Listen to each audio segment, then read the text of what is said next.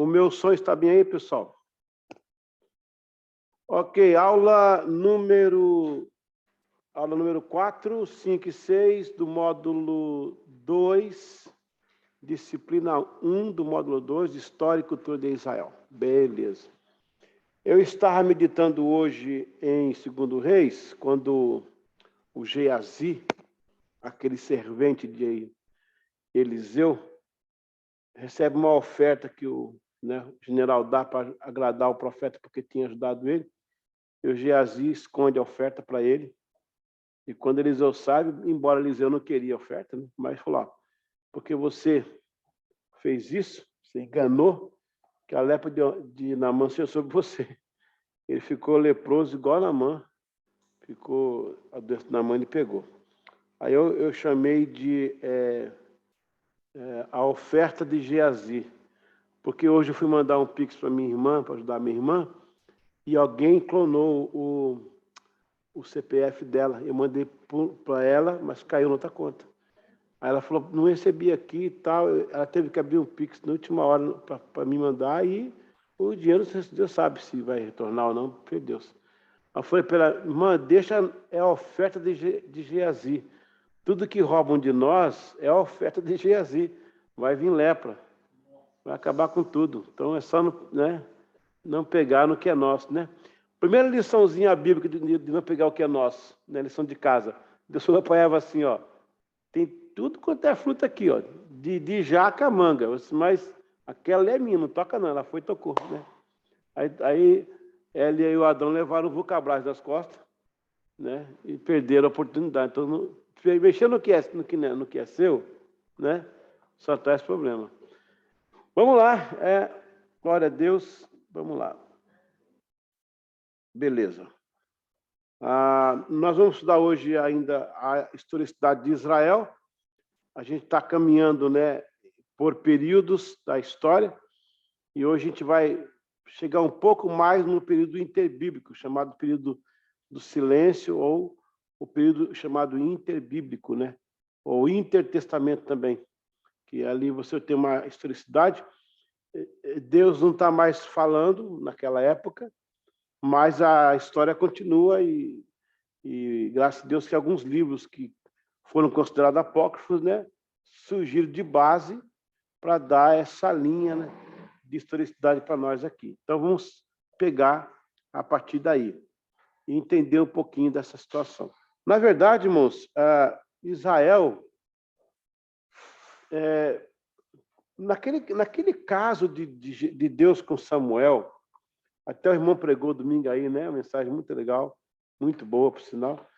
Naquele episódio, Deus jogou a toalha, né? Falou, ó, vou segurar Judá porque tem a semente lá.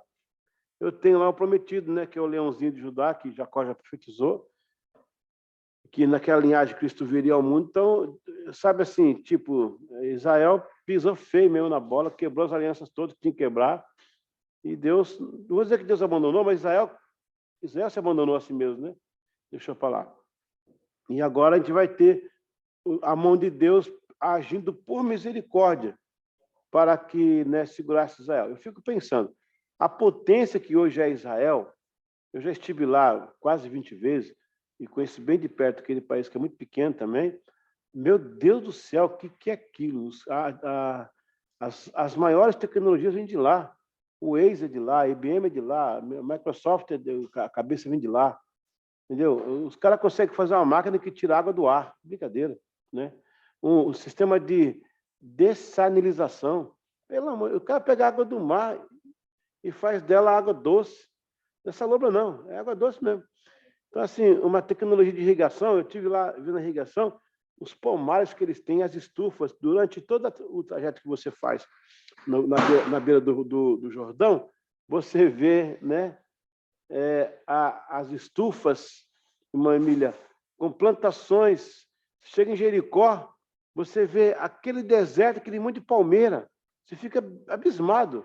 O sistema de irrigação deles no deserto, cara, é brincadeira.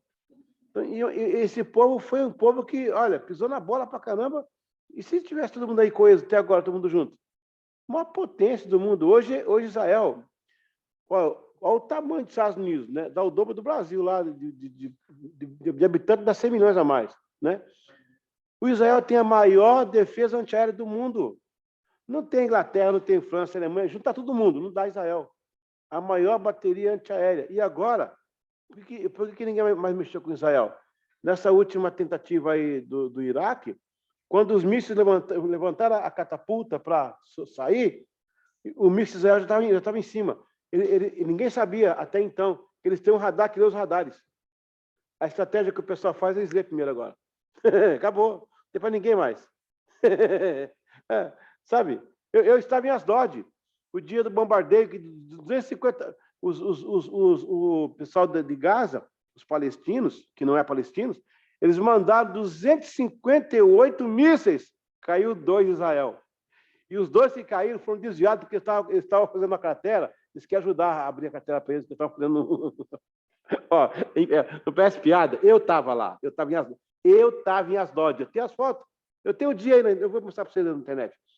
Mandaram 258 mísseis para Israel. 258. Vai, imagina. E Israel rebateu todos. Deixou passar 2, porque eles viram que ia cair num lugar que eles estavam fazendo perfuração, que ia ajudar a perfurar. Vou falar de novo. Deixaram passar 2 mísseis que na leitura do radar eles iam cair no local onde Israel estava perfurando um local para fazer uma base lá de ponte. Vai ajudar para aproveitar, manda. Aí já ficou lá os dois que caíram foi para ajudar Israel. Dá para entender isso? Não. Israel, a internet é de graça.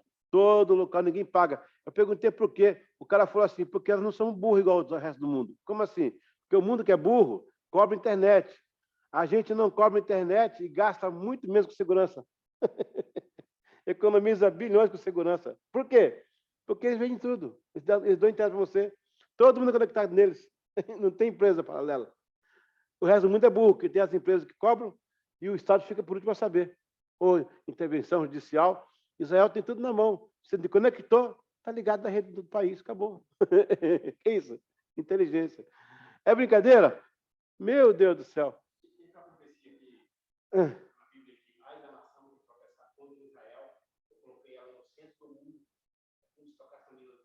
Sim, está cheio de promessa. Vamos entender, então, mais um pouco. Vamos para a aula 4 aí. Aula 4 não, a lição 4. Aula 4 também, né? Olha, bom, a gente veio agora do domínio, vamos entrar no domínio persa, né? Nós chegamos do grego, desculpa, até atrás aí, ó, eram os persas, né? Isso, o meio do persas, antes os babilônicos, antes os assírios, antes as mini-guerras e antes o Egito. E antes um pouquinho lá com Abraão, a Acádia, né, que é a Suméria, ao sul da Mesopotâmia. Agora temos o domínio grego, que vai começar já o preparo de Deus. O primeiro preparo de Deus para a igreja é o próprio Israel, que é monoteísta. E agora o segundo preparo já vai ser grego, o último vai ser o romano. É tudo para fundamentar para a igreja, né? O monoteísmo de Israel, a sabedoria grega, né? E as ideias gregas para fundamentar os escritos dos apóstolos e Roma fazer as estradas para o evangelho se expandir. Então, Deus usando todo mundo para né, cooperar. Cooperar e operar junto, né? Domínio grego em 331 a 323. Por que esse período 323, né? Porque é a morte do Alexandre. O Alexandre vai morrer aí para frente aí, né? Ele vai ter uma segunda história febre amarela. Ele vai sofrer essa morte aí. Ele é um conquistador e ele, segundo a história, matou o pai, né? O Filipe, para poder reinar no lugar dele. Na Macedônia, que hoje não é mais Macedônia, é tudo ali a Grécia agora. Mas ele vai ser esse estadista aí enorme. É a única civilização que não massacrou Israel. Passou por Israel de lado. Por isso que o grego continuou, né? Das civilizações, a contribuição grega continua até hoje, né? Após o período do Medo-Persa, vem a conquista macedônica, que ficou mais evidenciada como grega, pelo então Alexandre o Grande. Alexandre conquistou o Império Aquênida. Este período foi também um propósito divino, pois agora, de volta a Israel, o povo judeu se organizou como nação. Então, veja bem, eles eram família, passaram a ser tribos, depois povo, nação. Agora, Estado. Né? São essas divisórias aí. Então, é família, povo, nação, Estado. Pois agora, de volta a Israel, o povo judeu se organizou como nação. Não houve opressão do domínio grego, e sim desenvolvimento. Iniciou-se a organização do Tanakh, que nós já falamos, né, que são o conjunto dos 39 livros sagrados, e reafirmação do hebraico. É claro aí que o hebraico ele era tido como uma linguagem divina. Tanto é que ele não era nem o hebraico antigo, arcaico, ele não é nem falado. Ele é pensado. Você lê as letras, né? Quem não se lê hoje porque é língua morta, né? O hebraico que nós temos aí, ele foi insurgido, né? A partir de fragmentos de idiomas, de contribuições ancestrais, os sionistas, né? Reconstruíram o hebraico. O hebraico que o John Wesley, aqui em 1724, fez a gramática, era o hebraico escrito. Né? Podia-se tentar falar alguma coisa, mas não era muito bem sucedido. O hebraico mesmo vai vir com força, agora tem até gramática, você pode estudar e tal. Eles colocaram alguns pontos em cima e embaixo para identificar o tipo de vogais, né? Para poder ser falado, porque não era falado. Daí aí que vem a ideia da Igreja Católica de ter o latim como uma língua especial, que globalizou o mundo, né? O latim era o grego, né? O latim era o grego posterior e o inglês hoje é o tardio do latim, né? Então, são essas línguas aí. A Israel vai usar, a Igreja Católica vai usar o latim, primeiro para ser uma linguagem no mundo inteiro, para que todos os documentos dos concílios, as homilias, fossem entendidos, e segundo, que surgisse como uma lei, uma linguagem divina, porque, olha só, a Igreja Católica entrou em todo o mundo, né? Tudo quanto aí, povos e tribos, então via que o latim e o padre de Costa, então, para criar aquele negócio. Essa ideia foi importada do hebraico, que era a língua supostamente de Deus, a língua sagrada, e tal, e tal, e tal. Então, vieram mais ou menos essa quebrada aí. Nesta época, considera-se que foi elencada a figura do rabino. Olha só, o rabino não existia, então. O rabino, ele como é que chama? É uma figura que vai substituir os profetas, né? Por isso que é bom ir para a escola dominical, né? Uma pessoa novata na escola dominical, um neófito, perguntaram, vamos fazer umas perguntas aqui para vocês, está chegando agora a escola dominical, o que eram os fariseus? Os que jogavam farinha em Jesus. Não, gente, não é isso, não. Os saduceus, que saduziam Jesus. Não. E os rabinos, aqui tinha um rabinho aqui atrás, aquele rabinho que tinha aqui, o rabino. Nada disso. Então, por isso que é bom estudar. O rabino, então, nasce nessa época aí, né? Ele vai substituir a figura do profeta. Na verdade, o rabino vai ser aquele cara que vai se dedicar aos ensinos sagrados, para passar para as famílias. E também vai ser a figura do pastor, né? Quem que é o pastor? O rabino, mestre, né? É a figura do mestre.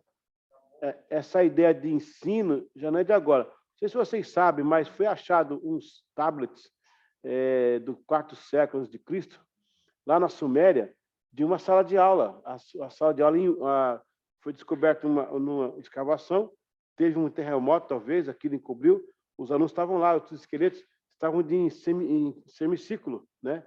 E todos com tablets na mão, com argila. Olha que interessante, eles escreviam na argila.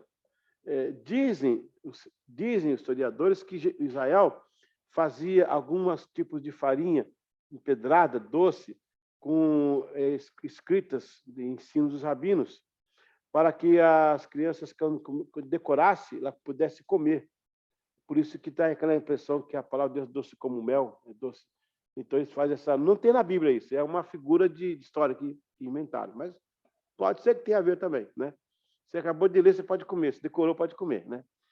Nesta época, considera-se que foi elencada a figura do rabino. Não há uma data precisa do início do ofício, mas seguindo o exemplo de Esdras, alguns homens foram se dedicando a trazer de volta a leitura dos livros sagrados. Isto foi tomando uma proporção muito séria, ao ponto de se ter um grupo responsável pela leitura, manutenção e explicação da Torá para gerações. O termo foi utilizado oficialmente no primeiro século antes de Anno Domini. Até mesmo Jesus foi chamado de Rabi.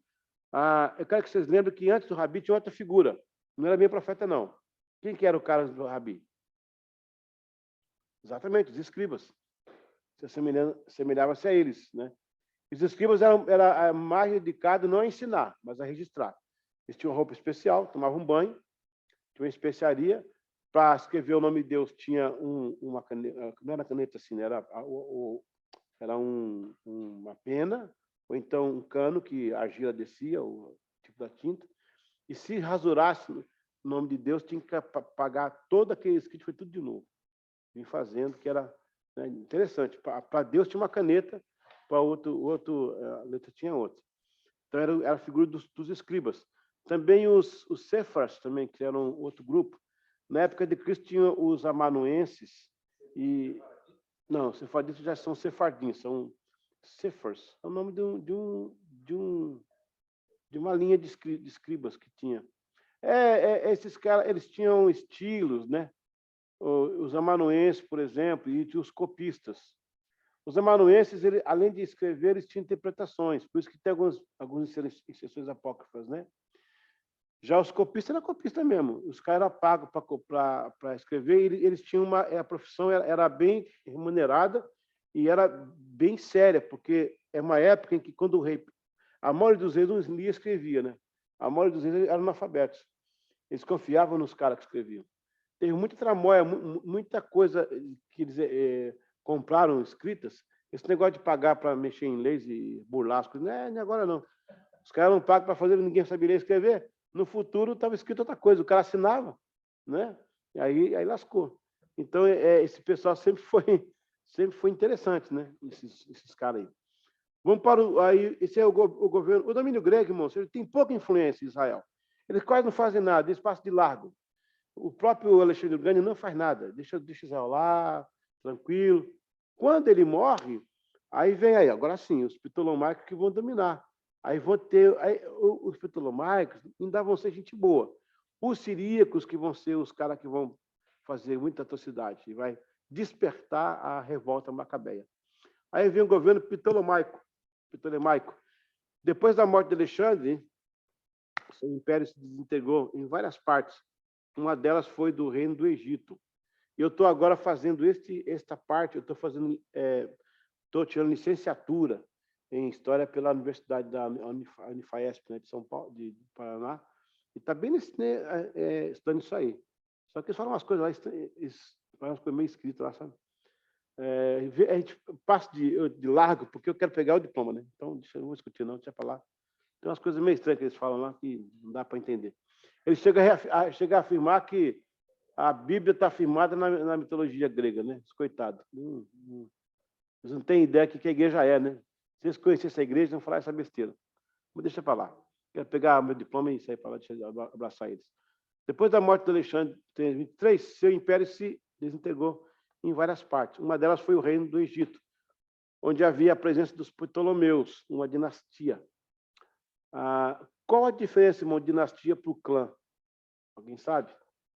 O que é dinastia e o que é um clã? Clã e dinastia. Já viu que essas palavras se parecem, né? O clã e a dinastia. O clã refere-se a uma família, é um clã. No máximo 3 ou 4 gerações. A dinastia, ela encobre toda uma era maior, né? Ela vem lá da 12ª, 18ª. O clã não tem isso. O clã é um avô, um bisavô no máximo, né? Aquele clã, né? Então, é essa a diferença. O clã é menor, né? Depois da morte, então, o período ptolomaico, ele levou a Alexandria, no Egito, e tornou-se a maior cidade judia do mundo. A Alexandria, nesse caso, tornou-se uma grande capital. Foi uma Nova York, uma Londres, uma Roma da época, né? Nesta época, houve mais uma contribuição sagrada para o mundo. É sagrada aí, ó. Pois Ptolomeu II, Filadélfia, convocou a tradução do Torá. Aí, ó, pode cair na prova isso. O Ptolomeu, Filadélfia II, né? Porque os Ptolomaicos eram vários. Igual as Queópratas, né? Todo mundo acha que é uma só, né? Não, foram 8 Queópratas. Agora, aquela a mais, né, popular foi a que namorou o Pompeu e o Júlio César e o Marco Antônio. Né? Ela teve caso com 3 imperadores, meu. A mulher era terrível. Convocou a tradução da Torá para o grego, continuando assim a política de Alexandre em globalizar a língua. E assim foi conhecida a Septuaginta. Os gregos traduziram por meio de 70 ou 72 sábios judeus as escrituras até então unicamente em hebraico. Este ato serviu mais um propósito divino e a promessa de Abraão sobre as famílias da terra, pois o fato tornou a palavra de Deus conhecida no mundo e serviu como base para a igreja primitiva. Vamos lá. Por que o Filadélfia tomou essa decisão? Primeiro, que ele estava governando a Judéia. Segundo, que muitos judeus. Os judeus têm mais judeus fora até hoje do que lá em Israel. Até hoje. Tem muito mais fora do que dentro. Né? Então, eles sempre foram de imigração. E aí a Filadélfia achou, porque tinha muito judeu, ela falou, peraí, vamos traduzir então esse livro sagrado aí. Né? E que deu certo, né? Porque depois a igreja usou e nós hoje também temos a tradução. Né? Aí depois do Ptolomaico veio o domínio sírio. Eu quero que você entenda que o domínio grego era maior, ele foi quebrado no meio, né, por esses dois aí. Teve mais outros grupos maiores, mas os Ptolomaicos e os siríacos, né, foram os que mais dominaram.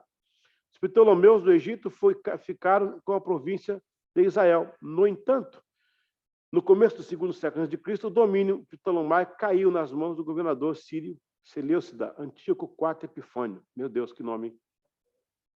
Bonito, né? Vou colocar um filho aí. Né? De 174 a 163. Por que até 163, irmãos? Porque em 163 foi a revolta macabeia. Ele governou até aí. Né? Essa data aqui é antes de Cristo. É, antes de Cristo. Antes de Cristo. É aquele período, nós estamos agora estudando o período interbíblico. A gente chegou até o último profeta. Agora vamos chegar na igreja. Mas aí vou continuar com Israel. A igreja a gente volta com outra matéria, volta lá para Israel para continuar com a igreja. Nós vamos pegar assim uma rota, depois a gente vai voltar de no mesmo lugar e voltar por aqui e pegar a igreja. Amém. Que ela também é uma das partes oriundas do Império esfacelado de Alexandre. Ele disputava territórios com Ptolomeus. Estes tomaram um caminho de agressão e provocação aos judeus, pois que, ao contrário da acolhida ptolemaicos, os antíocos foram rudes.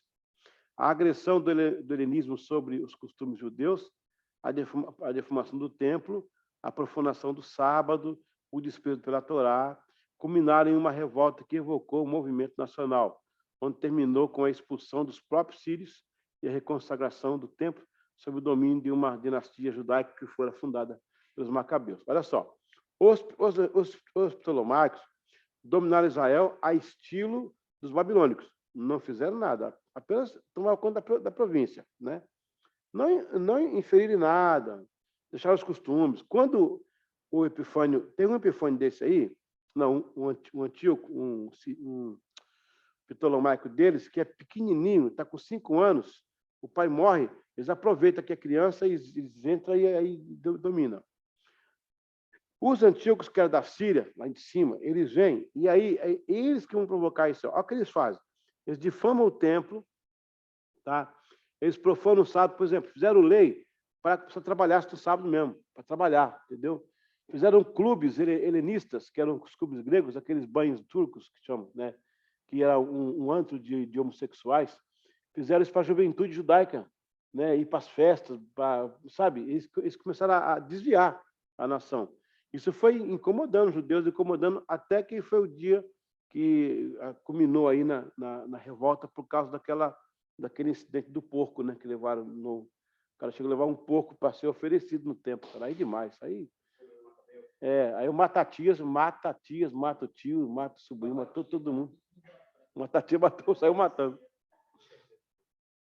Então, veja bem, não, desculpa não, pode perguntar. Em relação ao helenismo, É a cultura grega, que vem de Hela, que é uma cidade importante na Macedônia. De lá, o pessoal... É tipo Florença. Tipo Florença, que Florença nasceu a Renascença.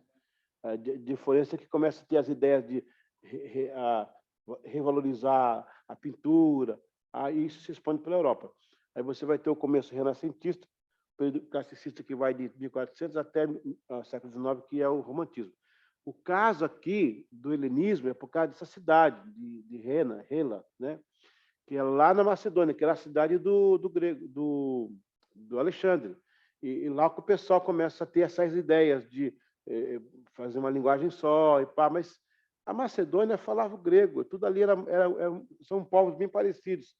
Tipo os Ucrânia ali, com os bolchevistas, com não sei o quê, tudo meio tudo meio Vladimir, tudo assim, Vlad, parecido. Então, eles pegaram ali aquela ideia e disseminaram no mundo inteiro, entendeu? Por isso que aconteceu isso aí. É o helenismo. Isso está envolvido o quê? O pensamento, a roupa, o costume, a arquitetura, a chamada famosa greco-romana, né? Que a arquitetura era grega, né? Romana, e a base egípcia, né? As bases eram egípcias, né? As colunas eram gregas. E a ideia a Roma entra mais com detalhes de finishing, né? Esses finishing, que depois os bizantinos copiaram com mosaicos e tal, esse negócio todo. Era só uma pergunta, né? Então, desculpa pela resposta grande. Mas é por causa disso, por causa dessa cidade aí. Ascensão Asmoneia. O termo Macabeu significa martelo, martelo que bate. Até hoje o pessoal acha assim, que esse nome é um apelido, né? Os caras são os martelos, né? Os macabeus aí. Mas, bom, se não é o nome, eram conhecidos. Ao assumir a província de Israel, fundaram a dinastia Asmoné, ou Asmoné. Por que Asmoné? Esse Asmoné era um homem antigo, que era um líder popular na época, né? Por exemplo, Saul não foi o primeiro rei assim de Israel. Ele foi oficializado por Samuel, mas teve Abimeleque antes, que foi aclamado como rei. Ele foi aclamado como rei. Então, esse cara aí era tipo um rei da época, mas não era oficial. Com a revolta Macabé, aí a família dele, né? No caso, são os filhos deles aí, os netos que dominaram. A dinastia dos Asmoneus foi fundada sob a liderança do Simão Macabeu, 2 décadas depois que seu irmão Judas Macabeu derrotar o exército seleucida durante a revolta macabeia, em 165 a.C.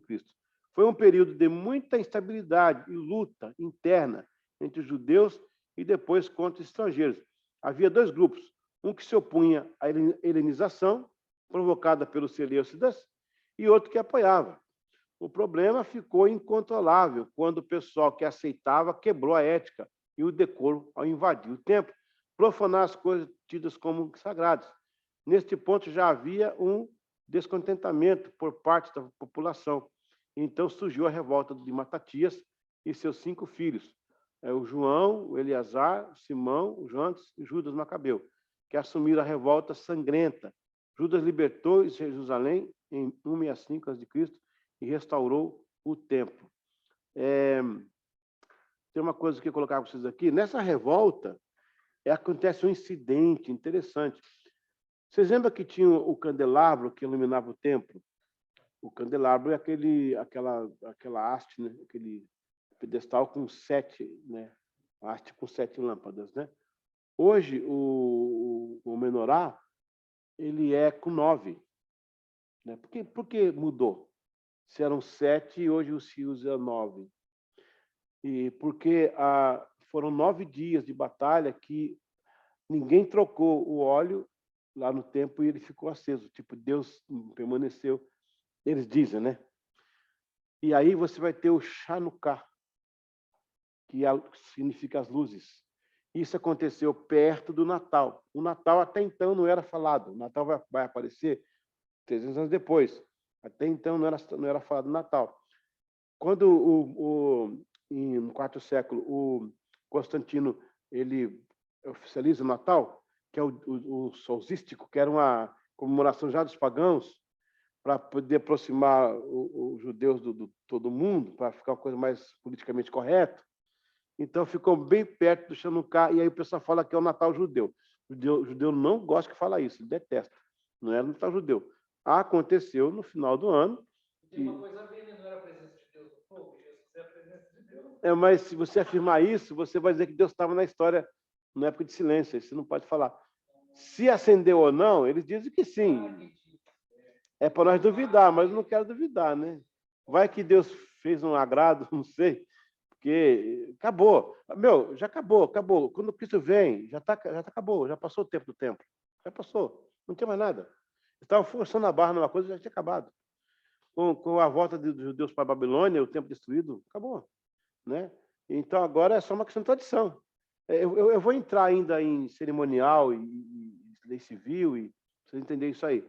Então, assim, se acendeu ou não, a história diz que acendeu, que ficou 9 dias aceso, as lâmpadas, daí colocaram mais 2 lâmpadas, porque tinha 7, mais 2 ficou 9. E agora é o Chanukah, né?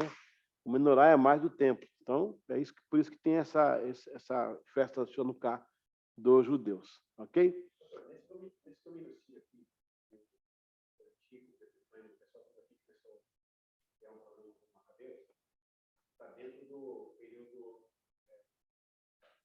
Interbíblico. Sim, os 400 anos. Aí, o senhor leu embaixo aqui que Matatias, seus filhos, eles se revoltaram contra, certo? E, tipo assim, nós não vamos fazer o que vocês querem. Nós temos um Deus, nós vamos cumprir, acabou. Mas vocês não vão fazer o que vocês querem com o tempo de Deus para a gente. Foi isso? Foi. O interessante é que Deus não fala nesse período, teoricamente, esses 400 anos, mas a oração que Macabeus faz, cara, como é que o cara pode fazer uma oração daquela que ele fez em tempo em que Deus não responde? É muito louco essa história. Mas também por causa da tradição, né, deles, é muito forte, né? Pai para filho. Eles tinham muita coisa de Deus, muita coisa. Mas você vê a estratégia, igual da Betinha, você vê a estratégia que, vamos dizer, que Deus deu para ele, com meia dúzia de pessoas, acabou com um exército gigantesco. Eles se instigaram uma revolta. Né? Eles estavam praticamente encurralados pelos sírios. Aí, com uma meia dúzia de pessoas, eles acabaram com o exército de 120 mil pessoas. Aí Deus não está nesse negócio aqui.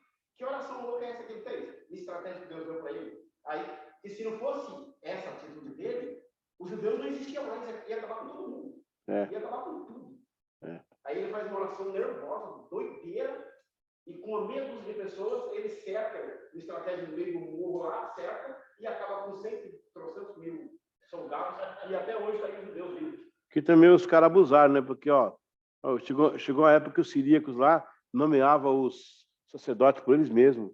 Não respeitavam a linhagem, e bagunçaram muito. Eles pediram a revolta.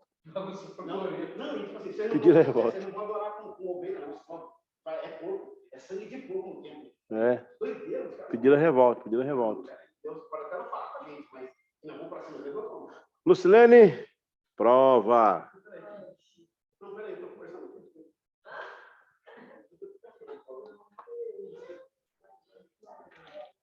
Vamos lá.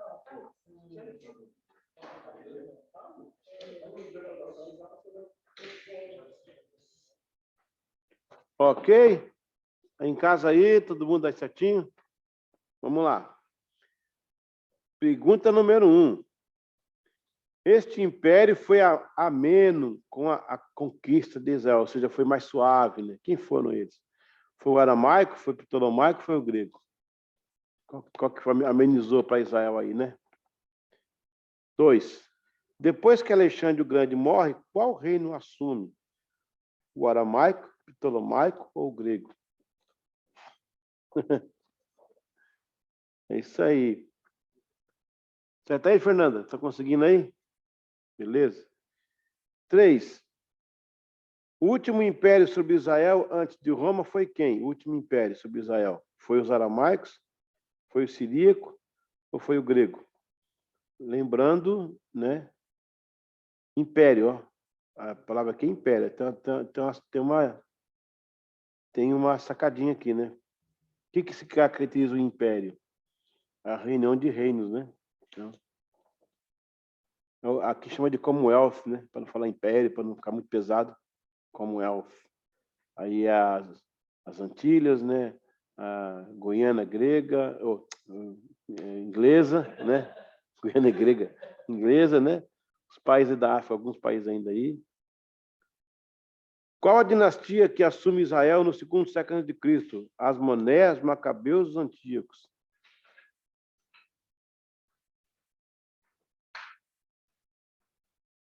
As Monés, Macabeus, os Antíocos.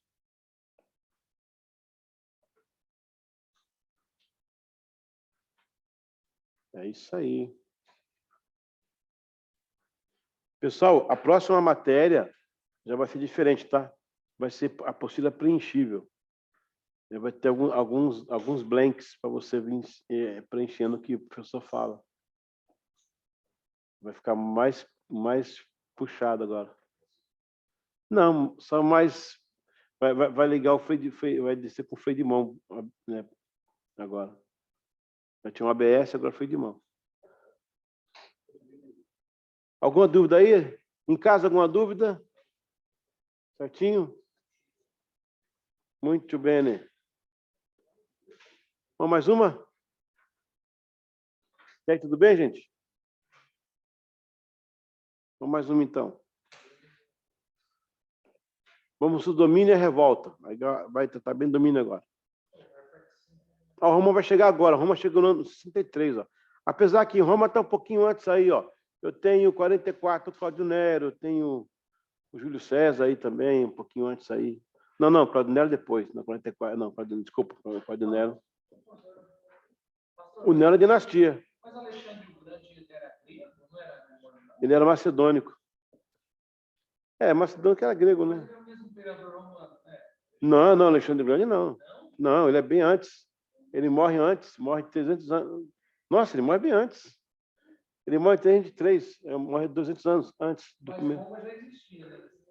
Roma existia como povo, né? Porque a fundação de Roma data de 753 a.C., né? A formação de Roma é como aquela bota, né? Ali são vários povos que entraram para conquistar ali. Então, tem os etruscos, que são os mais falados, os italiotas mesmo, né? E alguns outros bárbaros. Só que eles começam a invadir e começam a importar a ideia grega do marco civil, né? No sentido civil de marco. A Grécia vai ser a primeira referência de governo após o período paleolítico. Você tem o desculpa, você tem o paleo, o meso e o neo. E aí no neo é quando a Grécia se impõe. Ela vem com as Ilíades de Homero, com a mitologia e depois o pensamento e o governo civil e também o direito grego. Quando ela estabelece assim, já como nação e tem ideia de economia, aí eles começam a trabalhar o primeiro triunvirato, que são generais, não são como esses filmes que o pessoal coloca esse capacete, eram os caras que eram líderes de pequenos grupos, tribal mesmo, o cara pegava um pedaço de pau, vamos para cima.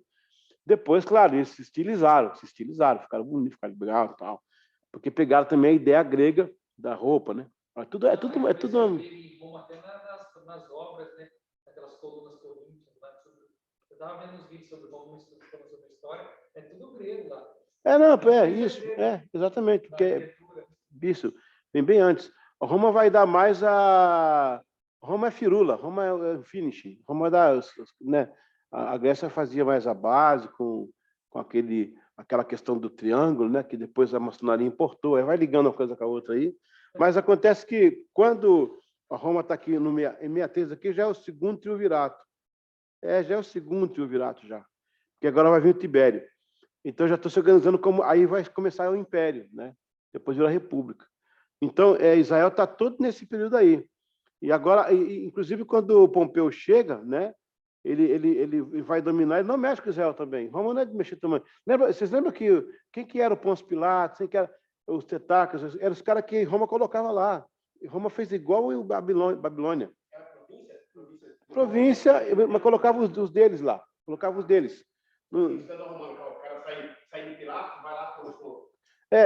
Eles colocavam o pessoal deles, que falava a linguagem do povo, por exemplo, o Herodes era daí do Meia. O Herodes falava hebraico, entendeu? Ele era o dinheiro, né, e o domínio, né, do exército. Tá? Quando ia para a guerra, pegava aqueles caras primeiro que iam os colonos, aquela fronteira de colonizadores, né? É interessante isso aí. A história é uma coisa assim fantástica. Vamos lá. O domínio romano, 63 a.C. a 324 depois de Cristo. Por que 324, pessoal? Se Roma caiu em 476, olha aí que furo. Exatamente, porque 324 já é o período bizantino. Por quê? Porque Bizâncio, o reino de Bizâncio, começou a crescer, que era o Império Romano do Oriente. Lembra? O Licínio, o Constantino, o Constâncio, estavam enfraquecidos aqui atrás. Os bárbaros estavam chegando em Roma. O Espartacus dá aquela ideia. O Espartacus foi um cara aí, da história, tem filme dele, né? Mas ele é real. Ele reuniu as tribos, ele negociou, porque Roma é assim, Roma como era um império, então as pequenas tribos vinham, morria. O pessoal vinha gritando, vai morrer, né? Aí o Espartacus foi um cara inteligente, ele saiu negociando com as tribos, até as rivais, ó, não vem brigar não, vamos se unir contra Roma, é nós contra eles.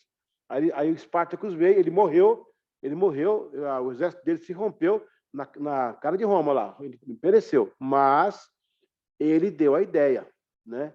A ideia dele foi importada, aí volta de novo todo mundo. Quem que eram os bárbaros, pessoal? Os bárbaros, que eram os caras nervosos, bárbaros. Todo mundo que não era de Roma era bárbaro. Não precisa ser bárbaro no sentido que a gente pensa, o cara é bárbaro, o cara é ruim. Você é bárbaro, né? Corta a cabeça, pega o scalp, tira o sangue. Não, era bárbaro, porque não era de Roma. Não era cidadão de Roma, era bárbaro. Podia ser até um cara de boa, tranquilinho, tudo arrumadinho, perfumado, né? Mauricinho, mas era bárbaro, porque não era de Roma, entendeu? Mauricinho, busquei isso aí, nos anos 80. Não era cidadão de romano. Romano, você tinha, para ser cidadão romano, tinha que nascer ou na província romana mesmo, de fato, né? Algumas províncias eram bem romanas, tipo Tarso, né? Ou você nascia de pais romanos, ou você comprava cidadania romana, né? Mas aí é outra história, vai entrar eu vou digitar um pouquinho aqui. Domínio romano, né? O governo Asmoneu perdurou até 63 a.C., quando Pompeu conquistou Jerusalém. O domínio romano vai até o 4º século. Depois de Pompeu, diversos reis foram se sucedendo no comando do império, entre eles Júlio César, 44. Esse nomeou procurador para Israel, então veio Antônio, 41 a 30 a.C. De fato, este foi quem nomeou Herodes, governador da Galileia, e definitivamente o tornou rei da Judéia. Herodes ficou no poder até depois do nascimento de Jesus, que se deu por volta do ano 5, né? O pessoal conta, mas ele nasceu depois do nascimento, ele nasceu depois que ele nasceu, né? Isso, ele nasceu depois que ele nasceu. Se você considerar os 4 anos de diferença, aí tem uma diferenciação de data. Aí ele nasceu 5 anos depois que ele nasceu. Ele era, até isso foi diferente, né? O Herodes era vassalo, né, do imperador Augusto de Roma. O que é um vassalo? Sabe o que é um vassalo? Não é bem escravo, não. O vassalo é um boca mole. Ele é um cara que é do estado, ele é, por exemplo, ele é da província aqui, ele chefia, mas ele deve favores ao rei. Ele é meio que mandado, entendeu? É um vassalo. Ok. De fato, foi quem nomeou Herodes, tal. Herodes ele ficou no poder até depois do nascimento de Jesus, que se deu 5 anos no Domínio. Ele era um vassalo do imperador Augusto de Roma. Logo que assumiu o comando, eliminou os opositores e ele próprio nomeia os sumos sacerdotes. Está vendo aí? Sob obediência romana, cultiva o helenismo na Judéia. Não obstante a isto, Herodes é visto também como um grande construtor. Por quê? Aí ele percebeu que ele ia provocar uma outra revolta. O que ele faz? Constrói o templo. O bicho era político, cara. Fez a Cesareia para o César, fez o templo para os romanos, para os judeus, né? Ele queria ficar bem com todo mundo, né? Parece que é político brasileiro, até parece que era, né? Todo mundo, né? Visto como um grande construtor, em Jerusalém construiu o seu palácio, que é fantástico. Eu tive lá no palácio dele, tive lá também na Massada, algumas vezes. A Torre Antônia, que está lá até hoje, né? Reconstruiu o templo. Além disso, construiu a fortaleza de Massada, o próprio mausoléu onde foi enterrado e a cidade de Cesareia Marítima em homenagem a César. Então, foi o cara que mais construiu, foi ele. Além de ginásios e outras cidades. Todos esses gastos acabaram caindo sobre o povo, com a cobrança de pesados impostos. Foi considerado o maior chefe da nação judaica depois de Davi e Salomão. Ele levou esse título aí. O cara construiu. Cara, Massada é um negócio, sim, de outro mundo. Massada fica a 3.700 metros acima. Você vai de bondina, você vai andando também. O acampamento romano está lá até hoje, tem 2.000 anos, está lá aquela rampa romana, que eles subiram, né?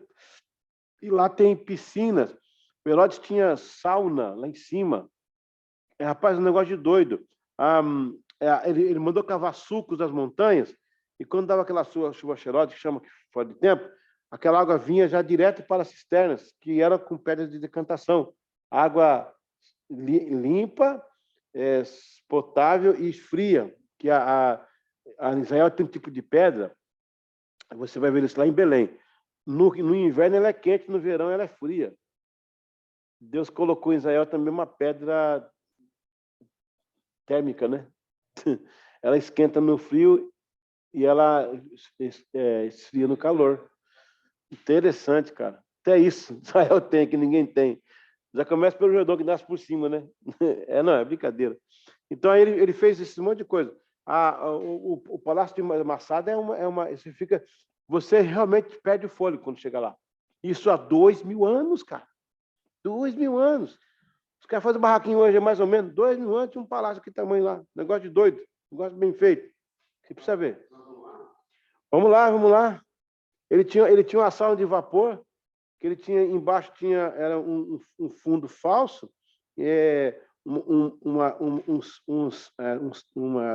uns picos assim de uma pedra que ela esquenta. Então, quando a água vinha, ficava ali aquele calor que fazia, e jogava o vapor, e em cima saía o vapor, e a água que saía, que evaporava, ela escorria e voltava para a cisterna para ser reaproveitada. Não tem uma engenharia assim fantástica. Naquela época.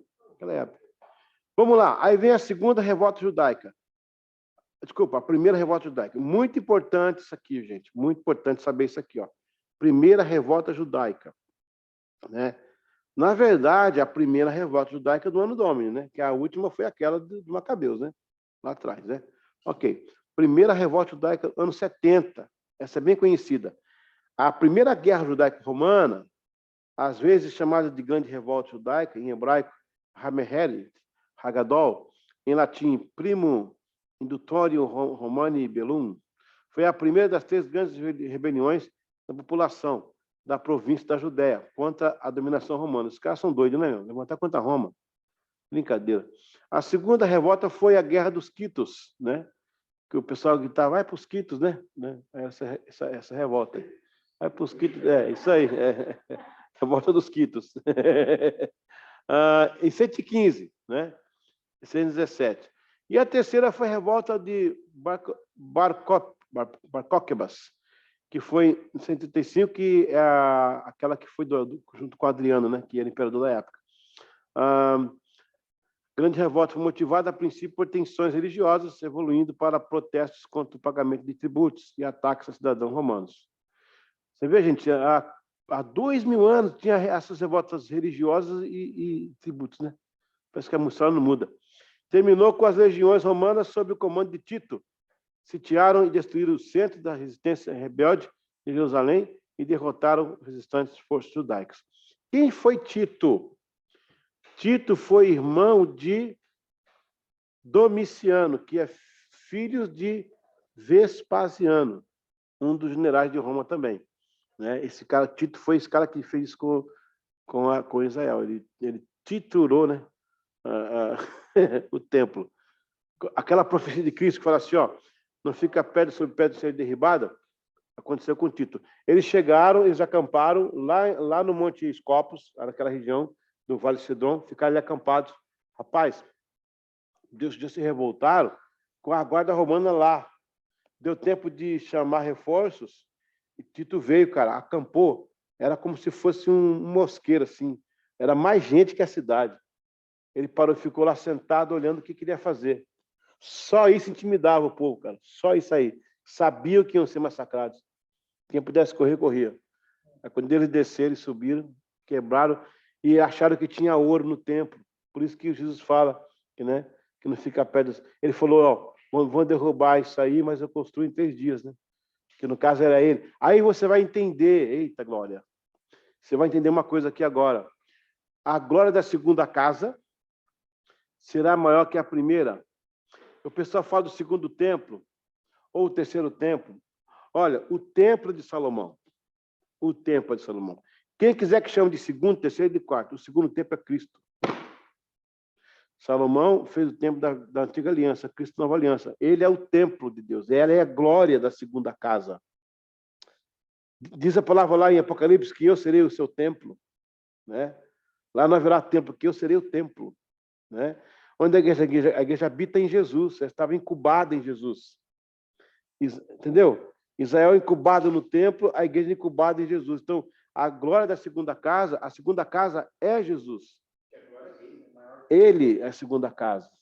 A glória passou lá no primeiro templo, né?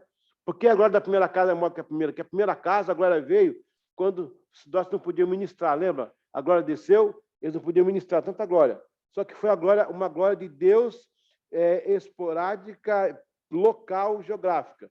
Cristo é a glória do mundo. É a glória de todo o planeta. É maior do que a segunda casa. A segunda casa cabe mais do que a primeira casa. A segunda casa cabe o mundo. Aleluia. Glória a Deus, glória a Deus, glória a Deus, glória a Deus. Aleluia. E sabe que eu estou pensando quando Cristo torna-se essa casa, né? Quando ele cai sob o peso da cruz, lá em Jerusalém, tem um local mais ou menos aproximado lá quando ele cai, e é chamado Simão Cirineu para carregar a cruz. O Cirineu, ele vinha da África, né? Era Deus restabelecendo, né? Todos os povos ali em Cristo, né?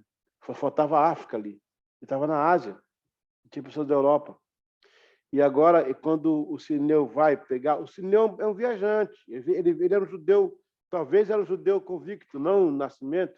Ele veio para adorar na Páscoa, né? E ele está ali, ele é grande. Então, quando ele aponta assim, você, pega lá a cruz. E qual que é a visão que ele tem de Jesus? Ele chegou na cidade, está tudo vazio, o pessoal lá tumultuado. Ele chegou para o cara assim, escuta, o que está acontecendo aí? Esse ano tem um cara aí, um doido aí, que é filho de Deus, aí tá, né? Um cara maluco apareceu aí, diz que é filho de Deus. Aí o cara vamos lá.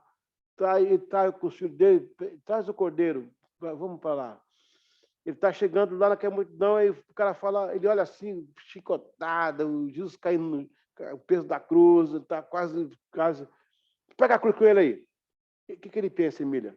Vou pegar a cruz ali, mas eu vou ter que me preparar psicologicamente. Esse cara está nervoso, vai xingar muito palavrão, vai me cuspir em mim, vai me empurrar, ele está fera ferida. Quando ele entra embaixo da cruz, ele vê o rosto mais sereno que ele já viu na vida. Ele olha debaixo da cruz. E Jesus fala assim para ele, pode me ajudar. Sempre há um lugar para mais um na minha cruz. A figura do Simão Cirineu era a figura da gente. Jesus compartilha a cruz dele conosco. Sempre há um lugar. Porque na cruz dele existe esperança, existe perdão. Ali é o ódio transformado em amor. É a dor transformada em redenção. É a morte transformada em vida. É a doença transformada em cura. Em vez de ouvir um cara chegando no palavrão, ele vê um rosto mais lindo e os olhos mais lindos que ele viu na vida do próprio Cristo. Que lindo. Olha, esse Simão Cirineu, gente, eu quero conhecer ele no céu. Ele vai levar uma grande coroa. Ele dividiu a cruz com o meu mestre. Né? Ele vai lembrar daquele dia. Estava lá naquele dia quando ele... Vão haver 2 lembranças na eternidade. Uma do Cirineu, quando vê Jesus, mas é o que estava na cruz, é o que eu ajudei. E a segunda lembrança vai ser dos soldados, quando Cristo aparecer em glória. que vão ver aquele a quem eles crucificaram. E aí o cara vai repetir. Eu falei naquele dia, verdadeiramente ele era o Filho de Deus. Aleluia. Quando vocês forem a Jerusalém, vocês vão ter o privilégio de andar naquelas ruas que ele andou carregando a cruz. Vocês vão sentir a perna tremer. Você vai dizer, meu mestre passou por aqui, por mim. Eu estava naquele dia aqui com ele no coração. Ele falou, bem-aventurado aqueles, os que viram, mas aqueles que não viram, né? Glória a Deus. Hã? Não tem ideia, não. Não tem ideia, não. A Rainha de Sabá, ela é misteriosa, né? É uma mulher misteriosa. Vamos terminar aqui. Terceira revolta judaica. Vai pegar a Adriana agora, né? Também chamada de revolta de Bar Coquebas. Já foi, não? Estava em Quitos.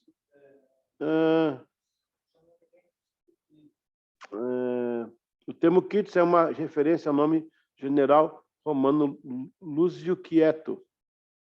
Após o fracasso da grande revolta da Judéia, o nome do general da Primeira Guerra Judaico-Romana, que resultará na destruição do Templo de Jerusalém, o governo romano transformou a contribuição anual que os judeus da diáspora enviavam para a manutenção do seu templo em um imposto, fiscos judaicos, destinado ao templo de Júpiter, olha só, Capitolino, no Monte Capitolino, na capital do Império. Ou seja, a revolta judaica provocou ainda mais a fúria romana.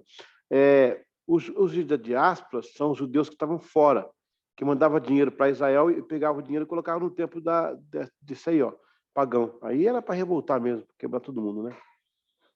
Vamos para a terceira revolta. Aí vai ser essa do Adriano. Também chamada revolta de Bar Coquebas, ocorreu entre os anos 132 e 135, durante o governo do imperador Adriano, sendo liderada por Simão Bar Coquebas. Lembrando, irmãos, que o Adriano passou por aqui, tá? Inclusive, lá em cima tem uma muralha dele. Aqui na Inglaterra tem a muralha dele. Ele separou, porque os saxões eram muito terríveis, aquela região lá, e falou, ó, separa aqui, deixa esse pessoal se matar aí. Tem aqui na Inglaterra a muralha de Adriano. Alguém já foi lá, não? Não. É subindo para a Escócia, para cima aí, lá para cima. Sim, tem muita coisa romana aqui. É dessa época aí. Um pouquinho mais depois. Londres é um nome romano. É a fundação de Londres. O nome London, né? Lundinum, né? Lundinum vem do latim. Interessante. Também, ok. Alguns consideravam ser Messias davídico, esperado pelos judeus. Esse Simão, né? Foi sufocada pelas tropas do comandante romano Sexto Júlio Severo. No mesmo ano, em 75, o imperador Adriano renomeou a província Judéia da província Síria, Palestina, tá vendo? Ele que fez essa confusão aí, ó.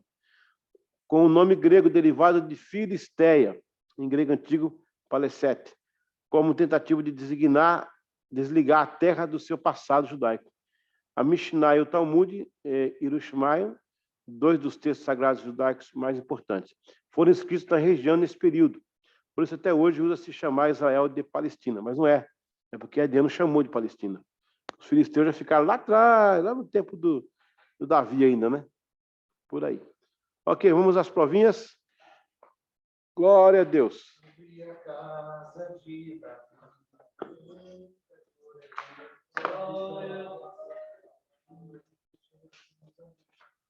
Obrigado, Senhor. Aleluia. Vamos lá, primeira. Tá. Só de casa certinho aí? Clodoaldo? Todo mundo aí? Ainda não, Fernanda? Recebeu, não? A Lu tá mandando agora. Manda você. Mandou? Ok. Escolha e preencha. A primeira revolta judaica aconteceu de A, 115, 117, B, 70, 73 ou C, 132, 135. Essa pergunta aí é inteligente, né? Só você fazer a... 2. O primeiro comandante romano a conquistar Israel foi quem? Foi o Júlio César? Foi o Pompeu? Ou foi o Tibério? Primeiro general a conquistar Israel.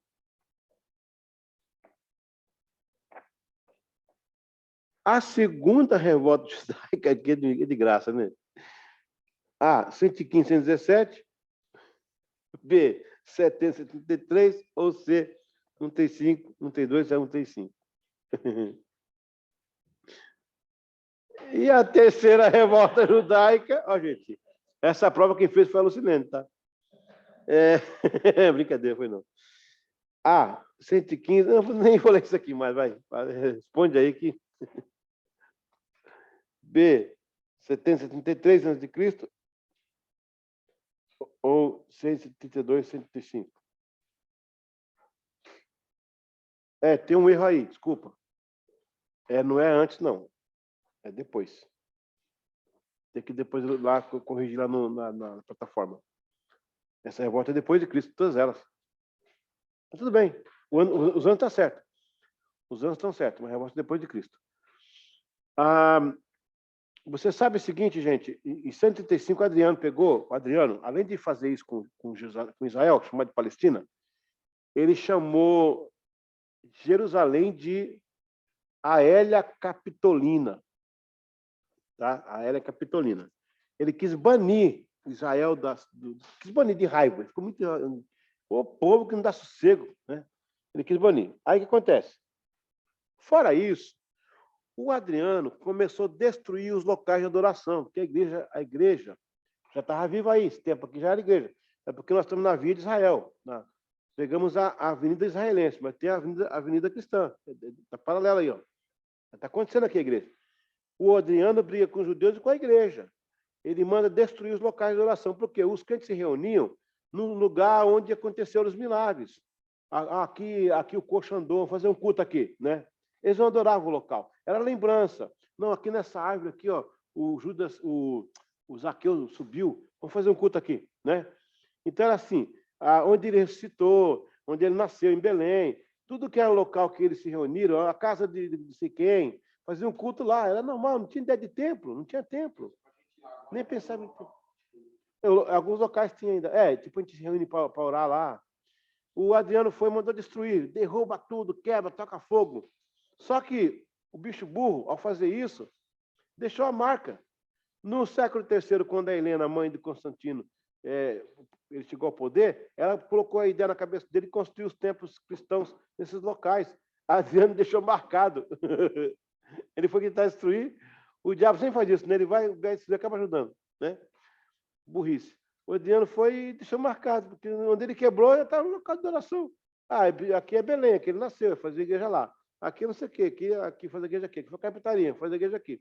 Aí fizeram a natividade, a anunciação, nascimento, onde tinha, sabe, colocaram ali, porque ele destruiu onde o povo se reunia.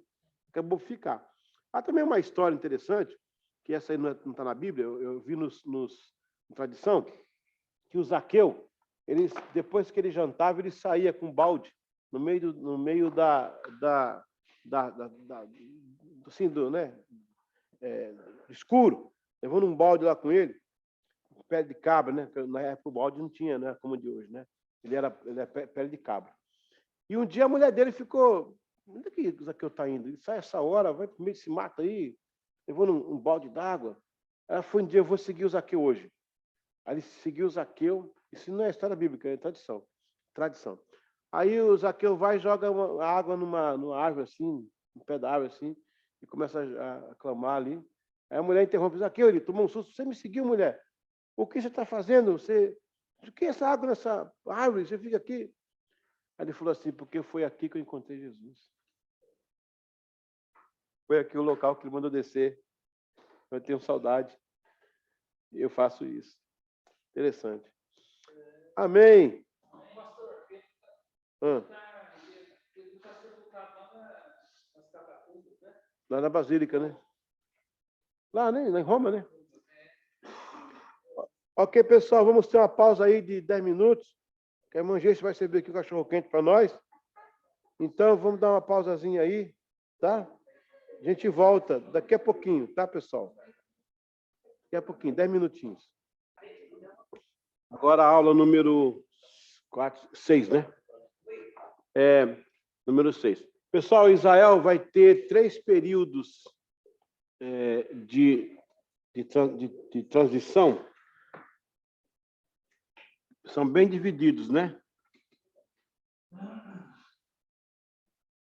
Você vai ter o período antigo. Consegue ver daí, pessoal? Período antigo, né? O período meso. Aqui. E o contemporâneo.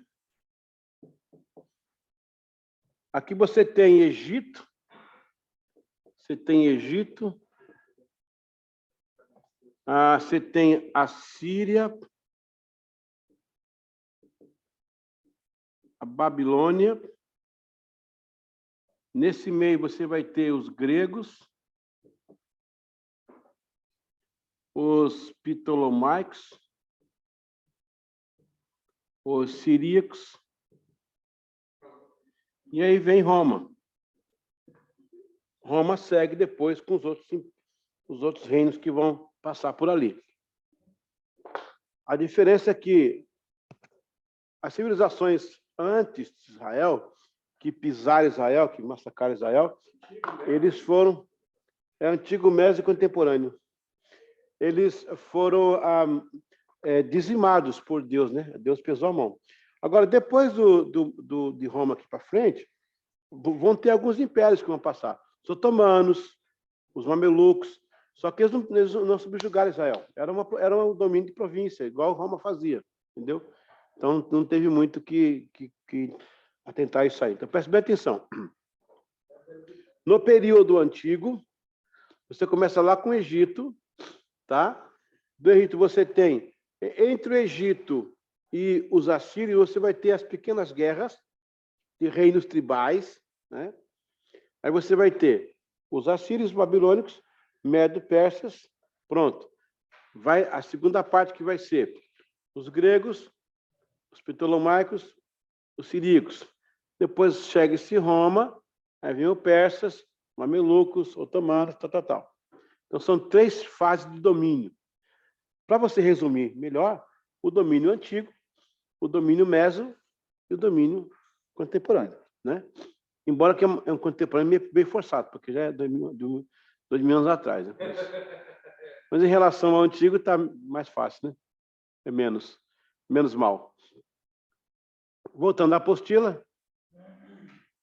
vamos para a última aula, a parte 6, justamente aí, ó, período bizantino. Ó, essa parte que você vai ter agora, geralmente os seminários não dão, tá? Eu estou para ver aí, você sabe, né, Márcio? Eu estou para ver um seminário que tenha. Eles vão até o Roma e para. Tá? Então, eu fiz questão de ter uma mensagem completa de Israel sobre isso aí, porque isso vai dar uma ideia maior. Você fala assim, peraí, eu sou brasileiro, estou em Israel. É porque Israel está atrelado, gente, à fundação da igreja e às profecias catológicas, não tem como. Eu nem estudo Israel porque eu acho bonito, que eu acho legal. É por causa da formação bíblica mesmo. Né? Tudo vem de lá.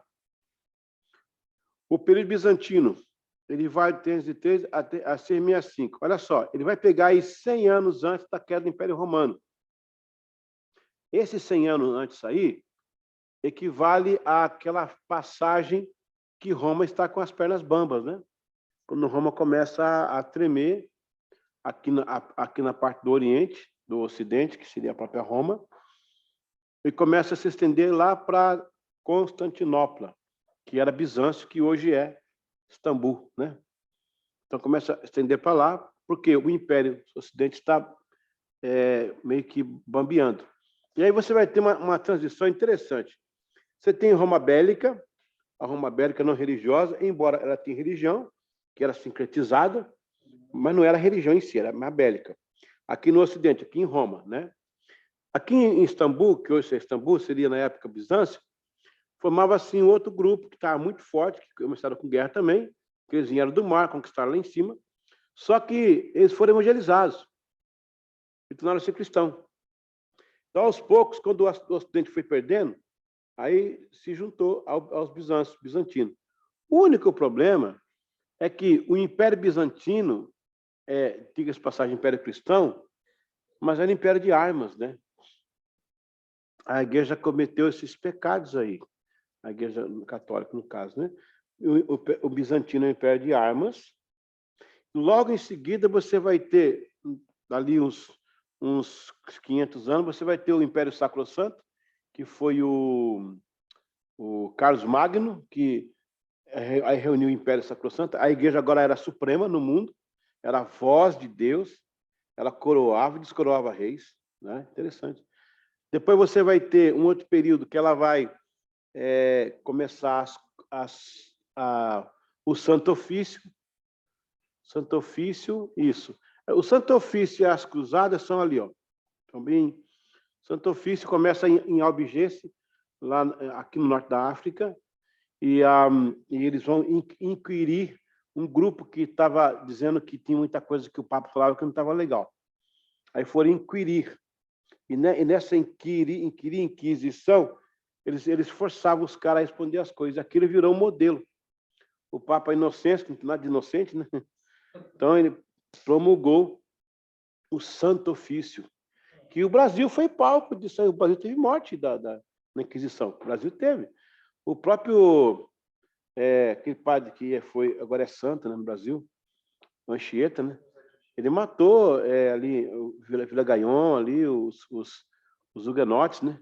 Aí, em 1555, na Baía de Guanabara, ele pendurou lá, forcou, esquartejou, o cara terrível. Sabe onde é o aeroporto Galeão? Ali que ficava a igreja, a primeira igreja brasileira. Ali, aquele aeroporto ali. Ali no Galeão ficava os huguenotes.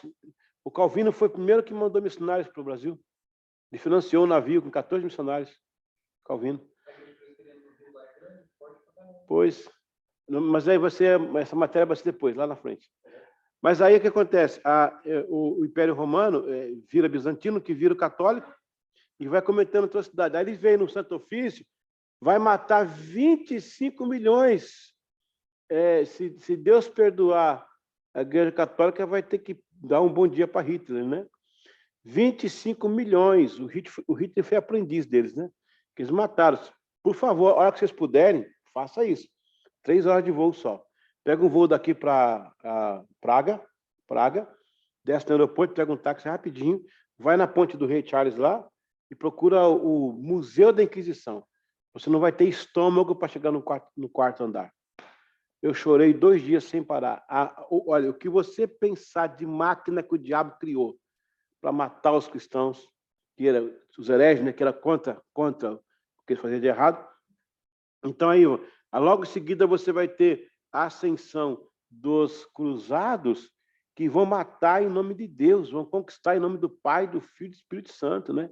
Vão passar a espada na cabeça das pessoas em nome do Pai, do Filho e do Espírito Santo. Ou você é crente ou você morre. Pastor, historicamente, a igreja que hoje é Constantinopla, a igreja bizantina, ela que foi evangelizada, igual você falou, pelo pessoal dos mares. A igreja católica, a igreja se tornou do Império em 300 depois de Cristo. E essa igreja de Bizâncio começou antes? Não, em 1054 teve uma cisão. Em 1054 a Constantinopla saiu, virou os patriarcas, agora que é a igreja ortodoxa. Ah, tá. Em 1054. 1054 foi. Então eles eram a mesma. Era mesmo. Mas já divergiam, já tinham já divertiam. Vamos lá. Com a queda do Império Romano político do IV século, emergiu o Império Cristão Bizantino. Foi o período pós-Constantino, declarar o Império Romano Cristão. Que você vai ter ali o Conselho de Nicéia, né? O cristianismo se aflorou em Bizâncio, conquistou o mundo. Em 324, depois de muitos anos de desordem do Império Romano, o imperador Constantino assumiu o poder como único governante do Império Bizantino. Ele declarou a religião cristã e a religião oficial do Império, e a Palestina tornou-se uma remota província da Terra Santa. Em 628, os bizantinos firmaram sua presença na região. Naquela época, o imperador Heráclius seguiu o caminho para a Pérsia através do Mar Negro, chegou a um confortável acordo militar com que recuperou o controle de Jerusalém. Está vendo aí, ó, a história de Jerusalém. Vê que agora Israel vai ter uma história paralela com a da igreja, está vendo? Apesar de sua promessa de não prejudicar os judeus, ao se juntarem aos persas, Heráclius sucumbiu à pressão e os cristãos massacraram os judeus, o que reduziu consideravelmente a população judaica no país. Você vê?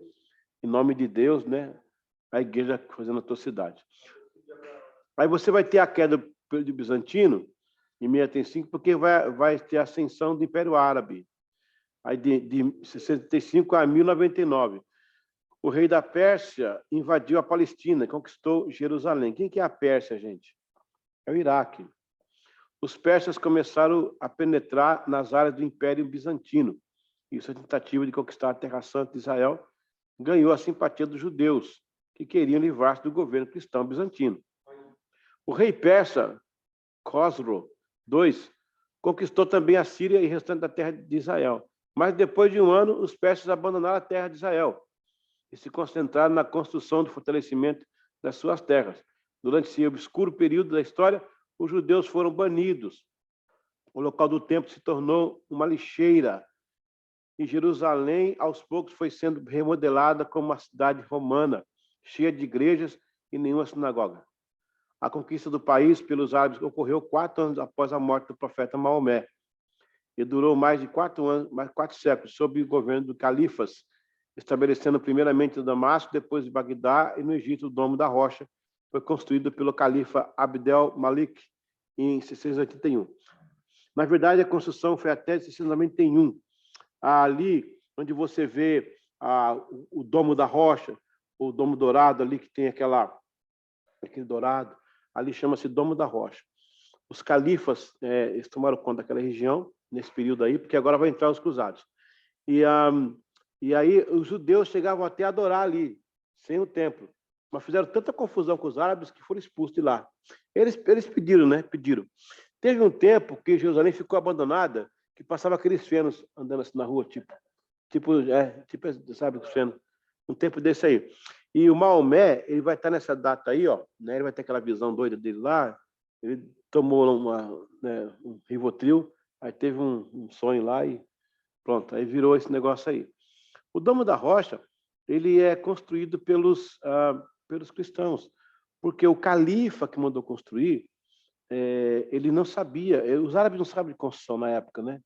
Eles eram de guerra. Então chamaram os sírios, que eram exímios em construção. Só que os sírios eram cristãos.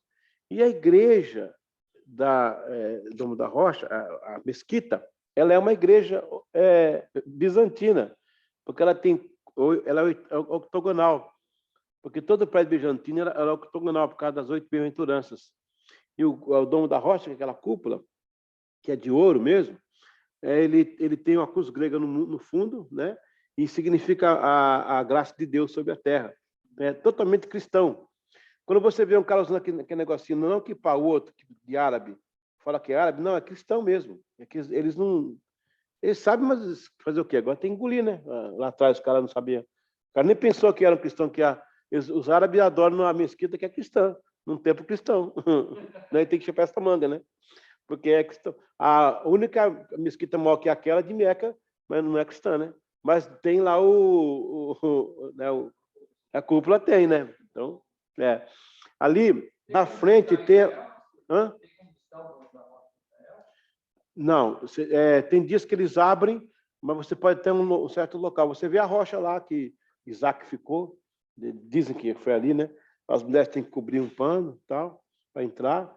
Tem os dias assim. Como? O Isaac era para ser sacrificado. Mas o pior é que quando você chega perto da pedra da rocha, você tem que falar uma frase a lá e tem que falar algumas frases assim, não é legal. Para cristão não é legal. Mas eu estive lá agora há pouco tempo, lá, cheguei a entrar e tudo. É um dia que eu estava... O Ramadã não pode entrar e outros dias de jejum lá. Agora teve uma bagaceira, né? Teve uma briguinha lá entre eles, né? Teve uns tirinhos lá. Um negócio meio... Vocês entenderam lá, né? É o Moriá. Ali é o Moriá. Exatamente o Moriá. A mesquita de Al-Aqsa, que chama, Al-Aqsa, é a mesquita longe, né? É lá na frente, que é uma construção dos cruzados também. Eles construíram também essa mesquita um pouquinho na frente, a de Al-Aqsa, aquela do Domo da Rocha. Al-Aqsa, né? Então, esse é o período árabe, né? Ó, preste bem atenção. Acaba o bizantino, certo?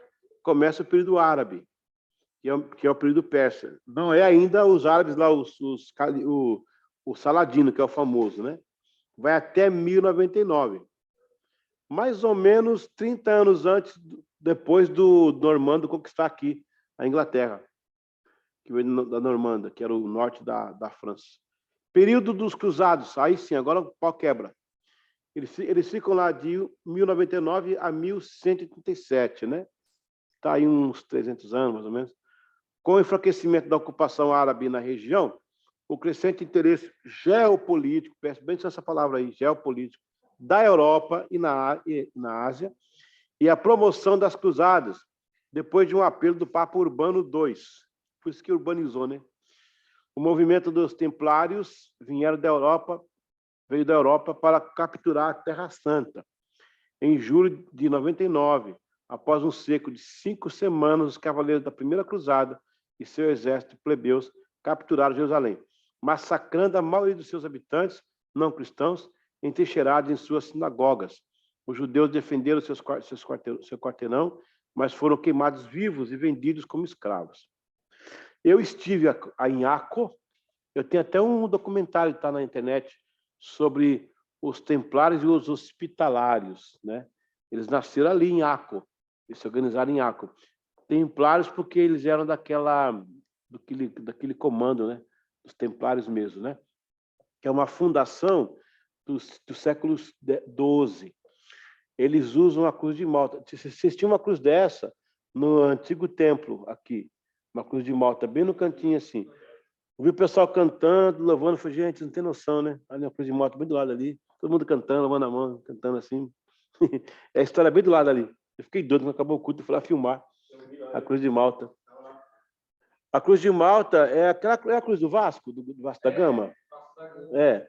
Na ponta ela é grossa, na ponta tem dois locais, né?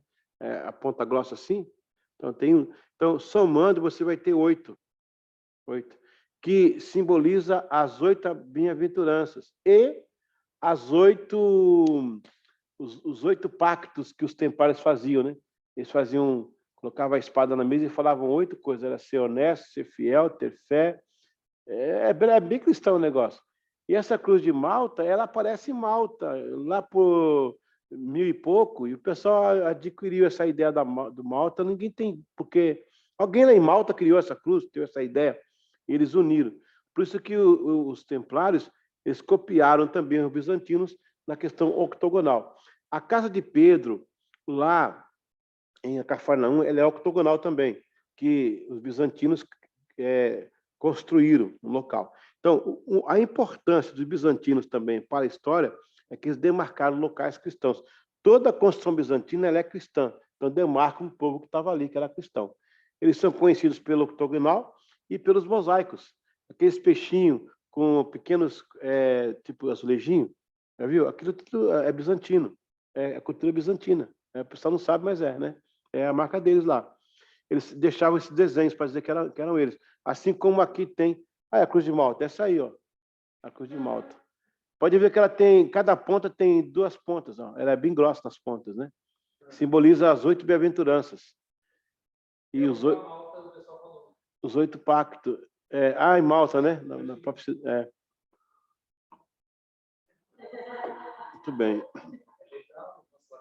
Aí nós temos, então, o período árabe, né? O período bizantino, depois vem o árabe, aí vem as cruzadas, com os cruzados. As cruzadas foram 13, e uma de criança. A maioria foi perdida, a maioria. Algumas que eles ganharam. Teve um rei, acho que foi o Barba Ruiva, que morreu afogado, ele caiu da armadura. Não é Barba Ruiva, não, é... Hã? Não, tem um cara... Tem, ó, aqui tem o João Sem Terra, os nomes que eles tinham na época aí. Tinha um Barba Ruiva. Ele morreu da Inglaterra, ele morreu afogado, não conseguia nadar. por causa da armadura, o bicho burro foi atravessar de cavalo o rio, caiu no rio, não conseguia nadar, morreu afogado. É interessante. Inclusive, esse negócio da armadura aí, a Inglaterra, ela ganhou uma guerra histórica com pouco de 1.000 soldados contra 30.000 da França, porque um cara teve uma ideia aqui na lama, aí o cara não consegue levantar de armadura. Ele teve uma briguinha com 2 carinhas no acampamento, e estava chovendo, o cara caiu, não conseguia levantar. E ninguém sabia até então, ninguém sabia que com armadura você consegue levantar na chuva. Aí ficaram com roupa normal, né? Os outros descalços, porque na lama é mais fácil. 700 chamaram os guardas da França, eles correram para pegar, falaram, eles vão morrer, nós vamos morrer, mas a Inglaterra vai ganhar. Aí quando os caras puxaram para o pântano, que vieram todo mundo assim, que não conseguia levantar, e os outros vieram só matando, os ingleses só matando. Pá. A profetisa Débora lá, o pessoal no buraco lá na lama, no meio do barco. Lá na Bíblia, né? É. Bom, inventaram isso aí, pegaram isso aí também. Os cavaleiros no meio. Ela profetizou, a chuva veio e ficou com um buraco atolado lá. Morreu todo mundo. E você sabe que esse sinal que o pessoal xinga e mostra o dedo do meio, assim, é porque os arqueiros franceses, alguns deles, eles escondiam esse dedo para fazer melhor o arco e flecha. E os ingleses achavam que eles tinham o dedo cortado. Aí, quando os franceses eram capturados, para rir da casa dos ingleses, fazia 5 dedos. Fazia, eu tenho o dedo aqui, ó. Aí hoje virou, sabia? MRV é cultura. Não, isso aqui também, ó. Sinal também assim, ó. 2 dedos também assim. É. Ela cortava o dedo do arco e flecha. Eu tive um problema com o português aqui. Interessante. Sabe o pessoal faz assim? Sabe o pessoal faz assim? Eles falam assim, eles não gostam disso. Eles não gostam disso. Por quê? Porque na época eles cortavam esses 2 dedos aqui para eles não usar para flecha. Entendeu? No Brasil acelera, né? Acelera. É o aí o pessoal fala assim, ó, xingar aqui, ó, para você. Ok. O último período agora é dos mamelucos. Mamelucos. Vai ser de 1187 a 1516, que aí vai começar, então, a invasão dos turcos otomanos, né? Período mameluco. Em 1187, Saladino marchou com suas tropas sobre a Galileia. Ali na Galileia teve essa briga, né? Vocês sabem que no Mar da Galileia tem uma cidade soterrada? No fundo do mar? Tem uma cidade ali. Tem uma cidade soterrada ali. Soterrada lá. Sobre a Galileia, pelejou contra um exército cristão. Do lado cristão, as tropas de Guido de Lusignan, da França, e o príncipe da Galileia, Raimundo III, de Trípoli, com 60.000 homens enfrentando Saladino. Porém, os árabes possuíam 10.000 homens a mais. Após a intensa luta, os cruzados recuaram para descansar, mas uma tropa surpresa de Saladino ateou fogo em volta dos inimigos, cortando seu acesso ao suprimento e água fresca. A fumaça impossibilitou os cristãos de se defenderem das milhares de flechas, no calor do medo e horrível da batalha. Parte do exército cruzado fugiu, e os que ficaram foram massacrados. Terminava assim a era cruzada na região, iniciava-se a ocupação árabe mais coesa agora. Você vê, uma estratégia de Saladino. Tem um filme, né? Tem um filme. E Saladino conquistou Jerusalém, ele não matou ninguém, ele mandou dar dinheiro para os judeus se estabelecerem, ele teve um negócio muito pacífico, né? Foi muito interessante. Você vai ter agora um período aí, que vai ser o período otomano, que já vai ser mais, vamos chegar mais aqui na nossa era, né? Esse Saladino, ele encerra aí um período que é chamado período inóspito, né? O período inóspito, ele começa com a invasão árabe em 65 até 1516, com a chegada dos turcos otomanos. Então, esse período de 65 a 1516 é quase 1.000 anos, né? 900 e poucos anos, não é isso? De 65 a 1516, está quanto? Uns 900 anos, mais ou menos? É um período que Israel fica inóspito. Coloca 1516 menos 635. Vai dar 831 anos. Esses 831 anos, Israel fica inóspito. Agora, preste bem atenção. 800 dividido por 2. 400. Eu tenho 400 lá no Egito, eu tenho 400 no Juízes, eu tenho 400 no Macabeus, eu tenho 2 períodos de 400 até chegar a 1516, mais 400 no ano 2000. Está vendo que legal? São fases importantes da vida de Israel. Gente, alguém está no controle disso. Alguém está entendendo, não? Tem alguém no controle disso. Será que isso é tudo coincidência? Será que tudo isso aí foi a obra do acaso? Então, assim, esse cronômetro todo, alguém está no controle disso. E se alguém sabe quem é, não é? Então, glória a Deus por isso. Isso da história também é interessante. Prova! Vamos lá.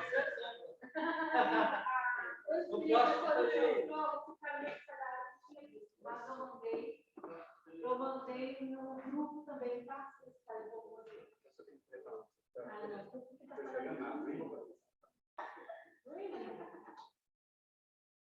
Eu não consigo ler, eu mandei no grupo também, tá bom? Mas mandou no grupo? Mandei nos 2 grupos, porque ficou meio falhado, não tinha visto.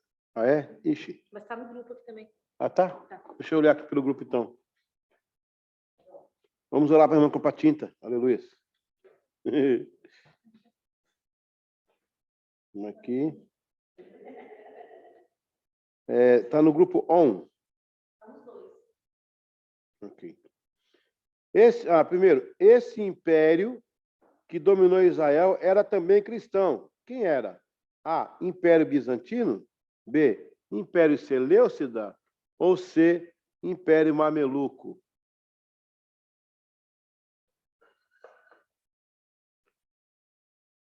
Número 2. O que aconteceu no ano 681, que foi um desespero para os judeus? A construção do Domo da Rocha no local do templo. B, a destruição da parte da Fortaleza Antônia, ou C, a derrubada dos muros de Jerusalém. Eu quero lembrar vocês que os muros que você vê hoje não é daquela época não, tá? Eles têm 500 anos só, mas no máximo. Foi construído em cima dos muros da época de Jesus. Os muros que você vê hoje, Cristo não viu, ele viu outro abaixo. 3. O Papa Urbano II permitiu algo em 1095 sobre Israel. O que foi? A, Primeira Cruzada. B, Inquisição Santo Ofício. Ou C, a construção da Basílica da Natividade. 4. Qual foi o líder árabe que derrotou os cruzados na Galileia em 1137? Foi o Saladino? Foi Vespasiano? Ou foi Solimão I?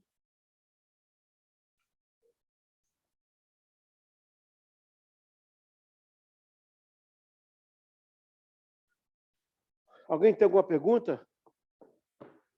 Alguém de casa tem alguma pergunta aí?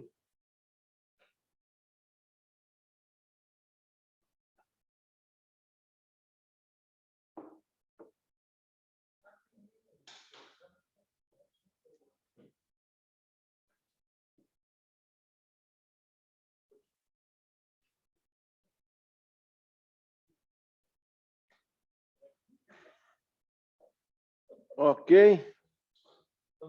Alguma pergunta? Bem. Muito bem.